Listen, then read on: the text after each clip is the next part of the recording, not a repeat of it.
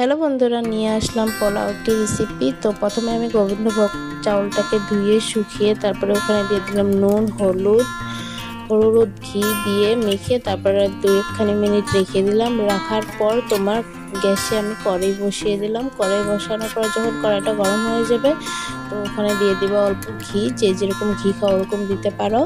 ঘি দেওয়ার পরে ফোড়নে দিয়ে দিলাম তেজপাতা, শুকনো লঙ্কা, গোটা এলাচ, লবঙ্গ দিয়ে নেড়ে চেড়ে তারপরে ওখানে দিলাম কাজু বাদাম আর কিশমিশটা যখন কাজু বাদামটা হালকা বাদামি কালার ভাজা হয়ে যাবে তারপরে তোমরা মাখা চাউলটাকে দিয়ে দেবে।